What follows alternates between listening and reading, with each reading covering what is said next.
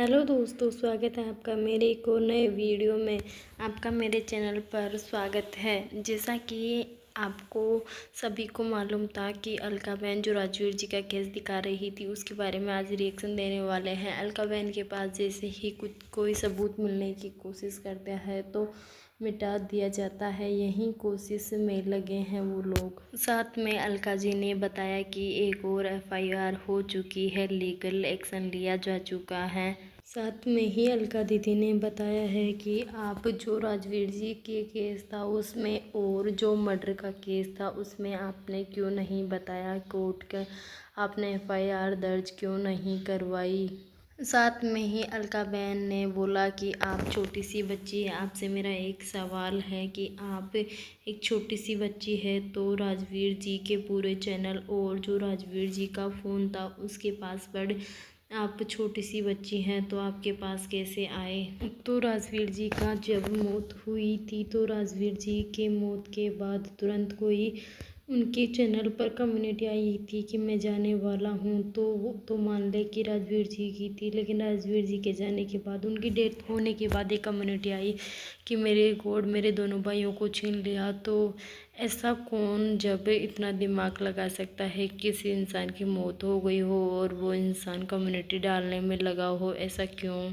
जब आपके भाई का विसर्जन हो रहा था, भगवान करे किसी के घर में नहीं हो, लेकिन आप जब अपने आप उनके चैनल को हैंडल कर रही थी तो आप किस मेंटल स्थिति में ऐसा काम कर रही थी, प्लीज़ आप रिप्लाई ज़रूर देना।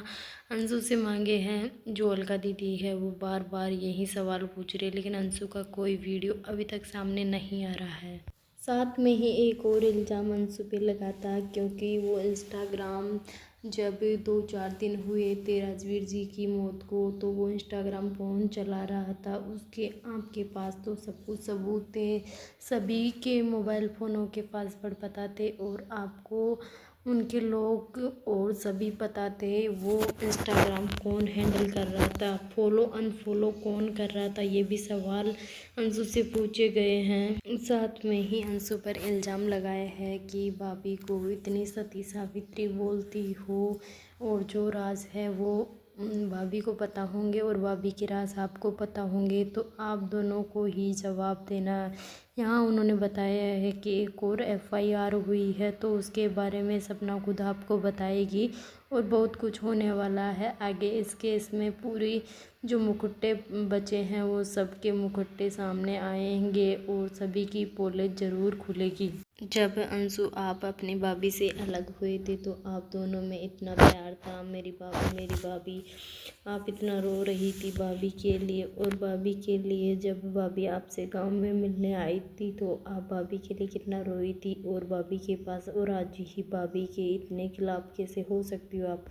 भाभी भी आपसे इतना प्यार करती थी और आप भाभी से, तो फिर ऐसा क्यों हो सकता है, ऐसा क्या हुआ जो आप दोनों का प्यार इतनी बड़ी लड़ाई की जड़ बन गया है। साथ में ही जो अंशु है उन पे इल्ज़ाम लगाया है कि आपने उस विधवा औरत के साथ ऐसा गेम खेला है और जो अपने बुआ जी और फूफा जी है उनके साथ भी आपने ऐसा क्यों गेम खेला है। आप तो बड़ी मास्टरमाइंड निकली जो ऐसा गेम खेल सकती है, वो कुछ भी कर सकती है। इतनी छोटी सी के उम्र में आप इतना बड़ा गेम कैसे खेल सकती है, वो तो आपको जवाब देना होगा कोर्ट के अंदर। कोर्ट के अंदर अब सभी सवालों के जवाब आपको देने होंगे। वो औरत तुम्हें इतना मानती थी और तुम उसके प्यार को इतना, जो कि है, उसे धोखा दिया, उसके पीठ पे खंजर घोंपा। तुमने सभी डिटेल्स अपने पास रखी, पूरी बातों का तुझे ध्यान था, बैंक डिटेल्स सबका।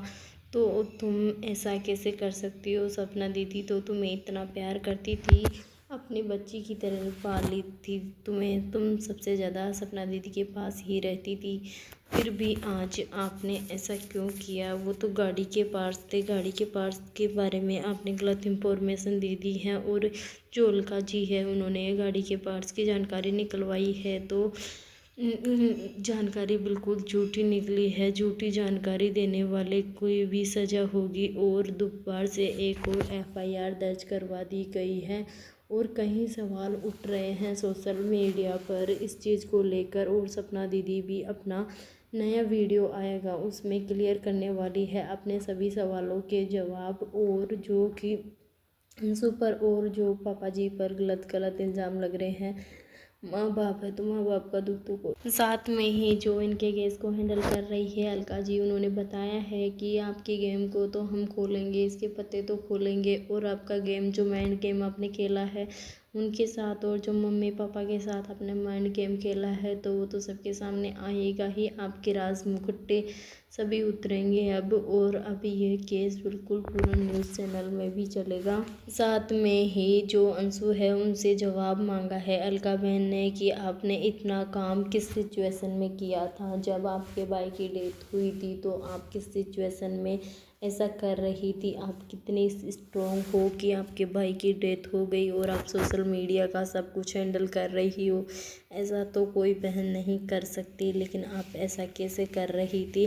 आप प्लीज़ अपने वीडियो में रिप्लाई देना। यहाँ तक कि अलका बहन ने तरह तरह के इल्ज़ाम अंशु ऊपर भी लगाए हैं, और जो मम्मी पापा सपोर्ट कर रहे थे पहले तो अलका बहन का, लेकिन अब नहीं कर रहे हैं, तो उनको भी जवाब मांगा है। अंकल जी ऐसे तो किसी का सपोर्ट नहीं होता है, और जो इस केस में गलत पार्ट्स दिखाए हैं और जो पड़ोसी था उस पर भी कहीं कहीं के इल्ज़ाम लगे हैं, और पड़ोसी ने भी इनके ऊपर जो इल्ज़ाम लगाए थे अब सभी की पोलें खुलने वाली है, पड़ोसी की भी और जो मामा जी है उनकी भी। मामा जी ने भी तो वो गाड़ी के पार्ट्स दूसरे दिखा दिए गए हैं, और जो पहले गाड़ी की प्लेट नंबर गायब थे अब वो गाड़ी के प्लेट नंबर कहाँ से आएंगे, यह भी पूरी तहकीकात चल रही है। और जहाँ वो गाड़ी के पार्ट्स थे वहाँ पर भी जो अलका बहन है वो पूरी जानकारी निकालने की कोशिश कर रही है, और सपना दीदी का नया वीडियो में जो एफआईआर नहीं हुई है उसका भी पता चलेगा, और जो खुलने वाली है एफआईआर उसका भी पता चलेगा,